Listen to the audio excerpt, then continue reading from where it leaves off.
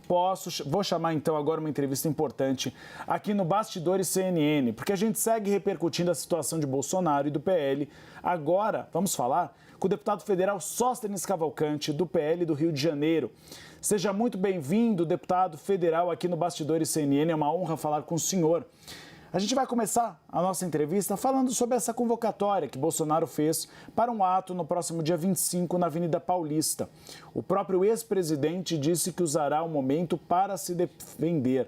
A bancada evangélica deve estar presente nesse ato? Boa tarde a todos vocês, boa tarde aos assinantes da CNN, os telespectadores.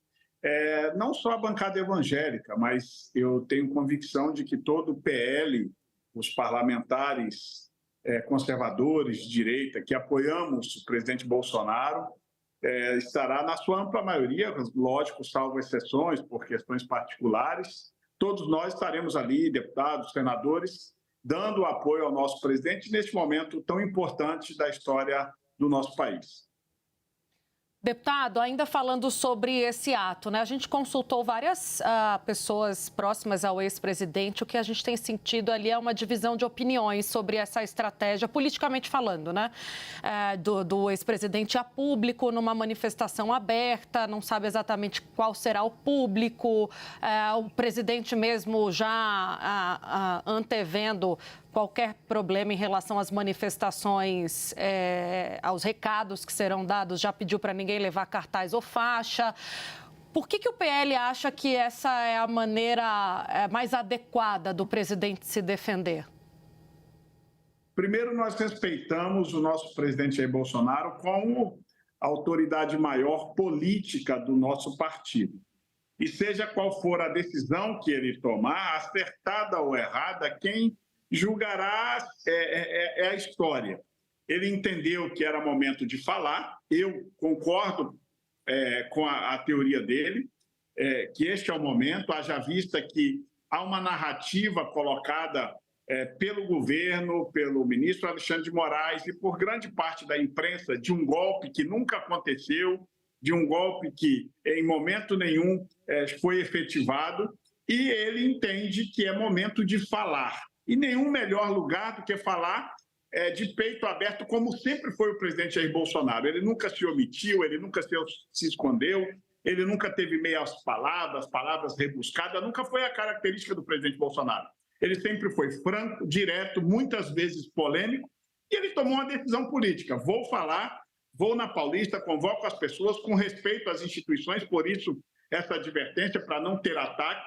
Ele quer colocar a sua história, a sua verdade nesses fatos, porque até agora só o que nós estamos vendo é uma construção de uma narrativa. Então ele entende que através das redes sociais, que hoje é um mecanismo de comunicação muito importante, e todos os veículos de imprensa que quiserem estar lá para dar eco ao que ele deseja falar à nação, ele estará lá no dia 25. Acho que é uma decisão acertada, importante, e ele fez questão de mostrar que não estaria com a intenção de provocar ninguém, nenhuma instituição, nenhuma pessoa. Solicitou que vamos sem cartazes, simplesmente fazendo o que sempre a direita fez. Nós fizemos as maiores manifestações políticas que esse Brasil já viu, sem nenhum quebra-quebra, sem nenhuma características de golpe ou de manifestação desordeira, como o que aconteceu, o fato isolado no dia 8, que lamentamos e repudiamos. E nós vamos provar mais uma vez que somos capazes disso ao lado da nossa maior liderança política, que é o presidente Jair Bolsonaro. A gente vai girar a nossa entrevista, mas antes eu queria só pontuar, deputado, de que tipo de manifestação o presidente fala, ou que tipo de manifestação o ex-presidente teme dos seus aliados quando ele pede para as pessoas não levarem cartazes ou faixas contra qualquer pessoa. Ele está se referindo a quê exatamente? Qual é o recado que ele quer evitar dos seus aliados na convocação que ele faz? Na verdade, entendo que nós tivemos manifestações nos últimos anos que tínhamos cartazes de todas as formas, desde intervenção militar até ataques a ministros do STF, ao STF, ao Congresso Nacional. E o que ele quer evitar neste momento é justamente esse tipo de ataque. Ele quer apresentar a sua defesa, ele quer apresentar os seus argumentos e evitar esse tipo de confronto que não tem construído nada. Ao contrário, O Brasil está com ânimos acirrados, as pessoas com ânimos aflorados. Acho que isso tem levado, inclusive, pessoas a tomar decisões ao arrepio da nossa Constituição. As últimas decisões do ministro Alexandre de Moraes, lamentavelmente, são totalmente divorciadas de qualquer conteúdo jurídico, de qualquer conteúdo constitucional. E é isso que ele quer levar, essa mensagem ele deseja levar à Paulista e a todos que, com certeza, nós parlamentares, as redes sociais, todas nós estarão engajadas nesse dia para divulgar ao Brasil a verdade dos fatos, que até agora só tem sido contada de um lado e ele quer contar o outro lado da história. Deputado, o senhor tem todo o direito, assim como nós, de discordarmos de algumas decisões do ministro Alexandre de Moraes, mas é importante a gente ressaltar que não é apenas uma narrativa, é um vídeo de Jair Bolsonaro em uma reunião em que o general Augusto Heleno fala em dar murro na mesa antes da eleição, virar a mesa antes da eleição. Havia minuta golpista na sede do Partido Liberal. Havia minuta golpista sendo discutida no Palácio do Planalto. Então não é apenas uma narrativa, né, deputado? Desculpa, com todo respeito, é democrático a discordância. Para mim é uma narrativa. A minuta é de um estado de sítio. O que está na minuta é claramente um texto que a nossa Constituição prevê, que não foi levado a cabo. Houve discussões, como houve discussões na época do impeachment da ex-presidente Dilma, dela convocar forças armadas ou não. Isso é plenamente normal em Estado Democrático de Direito.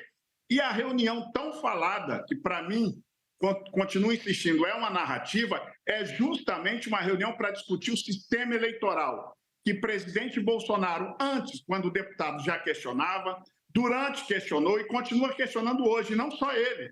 Boa parte do Brasil quer o aprimoramento do sistema eleitoral. Aliás, é bom lembrar que na eleição da presidente Dilma e o então Aécio Neves, também houve esse questionamento por parte do PSDB. Ora, até quando nós vamos continuar querendo negar o óbvio? Nós precisamos aprimorar o sistema eleitoral brasileiro para mais segurança, mais transparência, mecanismos de auditagem. Era isso que se tratava da reunião. A reunião, justamente antes do pleito, tratava dessa insegurança que o presidente Bolsonaro nunca escondeu ter do atual sistema eleitoral. Tanto é que já existiram emendas votadas, nós já votamos por 3 vezes o aprimoramento do sistema eleitoral no Congresso Nacional e o STF declara de forma inconstitucional, de forma o que para nós da política é um erro, e nós vamos precisar fazer esse debate. Sempre vamos defender o melhoramento e o aprimoramento do nosso sistema eleitoral. Eu acho que quando isso acontecer por parte do Tribunal Superior Eleitoral, nós teremos muito mais tranquilidade com relação aos nossos pleitos. Deixa eu chamar a Juliana Lopes para fazer uma pergunta para o deputado. Ju, contigo. Oi, deputado, muito obrigada pela participação do senhor. Queria puxar por esse gancho, então, do PL, né, como uma estrutura que também está sendo alvo de investigação da Polícia Federal. O senhor falou sobre esse questionamento das eleições. Os investigadores entendem que o PL funcionou como uma estrutura para tentar invalidar, inclusive, o resultado das eleições. E há, nesse momento, uma espécie ali de não entendimento sobre como é que isso pode afetar os planos de vocês para as eleições municipais. Essa investigação vai atrapalhar esses planos de conseguir 1.000 prefeituras pelos liberais? Obrigado, Juliana, a sua pergunta. A verdade é que nós precisamos manter o nosso foco. Eu, inclusive, passei todo o carnaval viajando no noroeste do meu estado do Rio de Janeiro em busca de chapas de prefeitos, chapas de vereadores, para fortalecer o nosso partido. Nós não podemos perder o foco, porque temos certeza que há um consórcio querendo neutralizar o maior e, na verdade, hoje, o único partido da oposição. Respeito muito o Partido Novo, mas não tem uma agremiação, inclusive, que não tem nem tempo de liderança no Congresso Nacional, que seria o segundo partido de oposição, mas o partido de oposição hoje, hegemônico, é o PL. E não existe uma democracia sem oposição. É claro que essas decisões, para mim, são exageradas contra o partido. Questionar qualquer resultado eleitoral é constitucional, é dever do partido. Reitero que não é só o PL que questionou o último resultado. Na eleição do Aécio e da presidente Dilma, o PSDB também o fez, ou seja, isso é constitucional, é normal. O que não é normal é a perseguição que o partido ora vem sofrendo. Lógico, isso só nos motiva a trabalhar mais, porque nós temos uma meta, lógico, uma meta audaciosa, termos 1.000 prefeitos, não tínhamos 250 na última eleição, queremos quadruplicar esse número. É um trabalho hercúleo que todos os parlamentares, senadores, deputados, governadores estão fazendo nos estados para a gente fortalecer o nosso partido e nós não vamos abrir mão disso. Pode vir todo esse tipo de perseguição, essa dificuldade, nós temos foco, fé e muita força no trabalho e eu tenho certeza que o PL vai chegar aos seus objetivos. O apontamento não há uma comprovação de que houve irregularidades em urnas até hoje. Então é importante que a gente deixe essa informação aqui para quem está nos assistindo. Eu vou chamar o Pedro Venceslau para fazer a pergunta dele. Boa tarde. Dentro do PL, como está sendo constituída a mesa que está negociando as eleições municipais com os diretórios regionais, agora que os dois não podem mais conversar? Por que não afastar o Valdemar Costa Neto provisoriamente, colocar a presidência sob outro comando de alguém que possa dialogar livremente com o ex-presidente Jair Bolsonaro? Jamais, eu acho que não vem ao caso. Nosso líder, sempre presidente do partido PL, é o Valdemar, uma pessoa com muita habilidade, muita perspicácia política, um presidente muito sabedor e conhecedor do Brasil. Eu acho que essas questões são questões para os advogados cuidarem, tentar tirar essas restrições. Em caso que não se consiga, é algo até esdrúxulo pensar em que 3 pessoas que trabalham no mesmo espaço físico não possam falar entre si. Isso num país democrático. É até impensado acreditar que isso seria possível acontecer, mas está acontecendo no Brasil. Eu acho que essa decisão, pelo bom senso, será revista o quanto antes possível, senão nós vamos agir com o que a justiça permite, que é o famoso telefone. Uma pessoa vai ficar entregando recado para o outro e eles vão se comunicar tranquilamente para a gente tomar as decisões que são necessárias ao partido. O partido não vai mexer nas suas peças, tenho convicção e tenho escutado toda a bancada muito solidária ao nosso presidente Valdemar, ele continuará à frente deste comando e honraremos o nosso presidente de honra, que é o presidente Bolsonaro. Reiterando que eu, em momento nenhum, falei de urna fraudada, eu falei do aprimoramento do sistema eleitoral, que é um desejo de grande parte do parlamento brasileiro, votado por 3 vezes, e o STF tomou uma decisão de dizer que era inconstitucional. Mas esse é um desejo do parlamento, que já aprovou 3 vezes o aprimoramento eleitoral, e a história está aí para contar. Eu não estou aqui para contar ou acusar de nada que não existiu. Só estou para contar os fatos como eles são e nós precisamos e vamos defender sempre o aprimoramento do nosso sistema eleitoral. Eu queria olhar um pouquinho para eleições também municipais, deputado. A gente tem tratado sobre o assunto, tem uma situação no Rio de Janeiro que é o candidato do PL mantido até aqui é o Alexandre Ramagem, também envolto em investigações da Polícia Federal. Durante a operação da PF, chegaram até a falar na possibilidade de trocarem o nome da candidatura dele, até pelo Flávio Bolsonaro. Está mantida a candidatura de Ramagem? O senhor acredita que ele tem condições de permanecer como pré-candidato, já antevendo os ataques que virão? Como é que o partido pretende lidar com essa questão durante a campanha municipal no Rio? Obrigado pela pergunta. Em nenhum momento nós avaliamos a possibilidade de trocar o Ramagem. O Ramagem continua e será o nosso candidato a prefeito, com força máxima do partido. Estamos construindo uma série de alianças partidárias para dar ao Ramagem todo o tempo de televisão possível. Nunca se cogitou troca de candidatura por causa de um processo de investigação ou outro. Até porque, no nosso país, a maioria dos candidatos à majoritária passam por processos de investigação, tem alguns deles problemas judiciais e nem isso impediu ou nenhum partido trocou essas candidaturas. O deputado Ramagem é mais candidato a prefeito do que nunca. Estamos muito focados na eleição no município do Rio de Janeiro e temos certeza de que ele estará ao segundo turno, possivelmente com o atual prefeito da cidade, e daremos uma resposta, haja vista que aqui o presidente Bolsonaro ganhou a eleição para presidente da República no município do Rio de Janeiro. nós vamos com força máxima, confiantes em que a Prefeitura do Rio de Janeiro pode ter um gestor melhor e servir melhor a população do nosso município. Deputado, olhando um pouco para 2026, Jair Bolsonaro está inelegível, não pode ser candidato. O senhor considera que o PL deveria ter uma candidatura própria ou poderia apoiar um nome de outro partido? Defendemos, como o maior partido do Brasil, uma candidatura própria. Hoje, o presidente da República está inelegível. É bom lembrar que há meses antes da eleição, o presidente Lula estava condenado e preso, e hoje ele é presidente da República. Tudo no Brasil pode mudar, inclusive a inelegibilidade do presidente Bolsonaro. Nada para 2026 é muito longe. A política muda a cada 5 minutos, a cada dia. Nós não sabemos ainda o que estará em 2026. O que nós defendemos é uma candidatura própria do PL, por ser o maior partido de oposição, contra o governo que aí está, que inclusive é um governo que está com problemas seríssimos na economia. É só o brasileiro que visita e faz as suas compras no supermercado, vê o preço do arroz, do feijão, os disparos da inflação, como está acontecendo, e as pessoas mais pobres pagando esta conta. Então, em 2026, o PL dará uma alternativa ao Brasil para melhorar a nossa economia e para melhorar a vida dos mais pobres desse país.